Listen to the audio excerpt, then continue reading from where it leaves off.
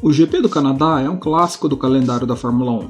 Após ficar 2 anos ausente da competição, o circuito Gilles Villeneuve retornou para mais uma edição da corrida em 2022. A pista já foi palco de momentos felizes e tristes da categoria, e foi também nela que aconteceu a corrida mais longa da Fórmula 1.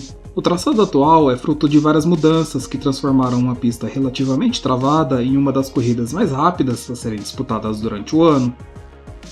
O circuito Gilles Villeneuve não foi a primeira sede canadense da Fórmula 1. Na década de 60, a casa original do GP era Mosport Park, mas a rivalidade entre as regiões falantes de língua inglesa e francesa fizeram a corrida ganhar uma segunda casa em Mont-Tremblant. A prova se revezou entre as duas sedes entre os anos de 67 e 70, mas a pista de Mont-Tremblant passou a ser considerada insegura. Dessa forma, o evento voltou a ser disputado somente em Mosport Park. Enquanto isso, a ilha artificial de Notre Dame era literalmente construída no St. Lawrence Seaway, em Montreal. O local foi idealizado e construído como uma sede para a Expo 67 e contava com diversos pavilhões, uma lagoa no centro e uma das primeiras cúpulas projetadas por Buckminster Fuller. Após o grande evento, toda a estrutura de prédios futuristas permaneceu sendo utilizada como uma coleção permanente de pavilhões, intitulada O Homem e o Seu Mundo.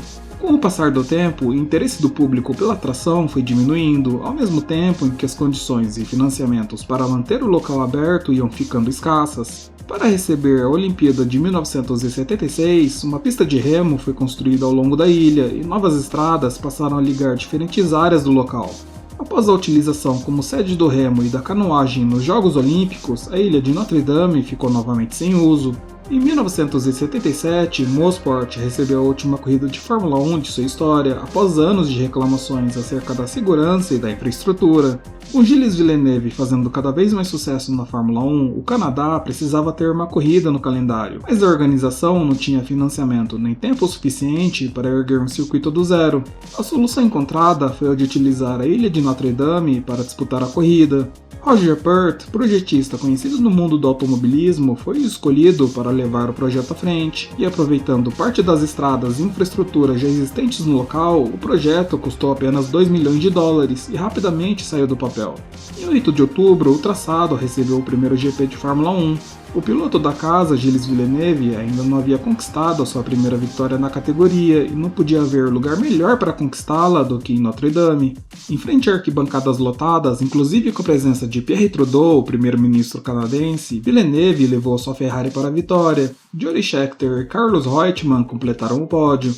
Em sua carreira, Gilles conquistou outros 2 pódios e um 5º lugar em Montreal. Após a sua morte durante os treinos para o GP da Bélgica de 82, o circuito de Notre Dame recebeu o nome do piloto. No mesmo ano, o circuito viveu outro momento triste, quando Ricardo Paletti perdeu a vida durante um acidente na largada. A pista canadense rapidamente caiu no gosto dos pilotos e para o ano seguinte, em 79, algumas alterações foram realizadas para remediar os problemas que apareceram na primeira prova. O traçado original tinha trechos sinuosos cortados por retas, exigindo que os pilotos controlassem bem a utilização dos freios. Com 2 hairpins, um em cada ponta, o circuito tinha a reta dos boxes posicionada inicialmente no extremo norte do circuito. Devido a isso, as equipes precisavam ficar abrigadas em estruturas temporárias para o evento, e elas nem sempre davam conta de proteger as equipes do clima. Algumas curvas foram suavizadas e toda uma estrutura fixa para os boxes, pit lane e afins foi construída, movendo a linha de chegada da saída do hairpin norte para pouco antes do hairpin sul. Uma chicane antes da reta principal foi criada, mas após o acidente de Derek Warwick em 88, a organização decidiu modificar levemente o contorno da curva para torná-la mais segura. Em 1990, o circuito recebeu o Mundial de Carros Esportivos e viu o retorno de Keke Rosberg para as corridas. Naquela época, os carros do Grupo C se utilizavam de efeito solo para gerar downforce, e o efeito foi forte o bastante para remover a tampa de um bueiro e provocar um acidente envolvendo 3 carros. O carro de Jesus Pareja pegou fogo e o piloto precisou da ajuda de Harry Toivonen para sair do carro. Em 1994, a morte de Ayrton Senna provocou uma série de mudanças em vários traçados do calendário, e Montreal não foi uma exceção. Uma chicane provisória foi instalada após as curvas do cassino, aproveitando um pedaço de asfalto onde ficava a saída dos boxes originais. A mudança foi utilizada até 1995, quando novas modificações foram levadas a cabo pela administração do circuito.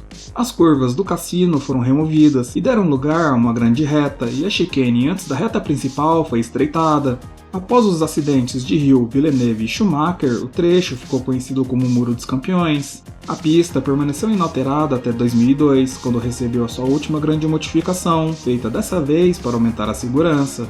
A saída do pit lane foi levada do fim da reta para o início da curva Virage-Senna, impedindo que pilotos saíssem dos boxes diretamente para o fluxo de carros na reta.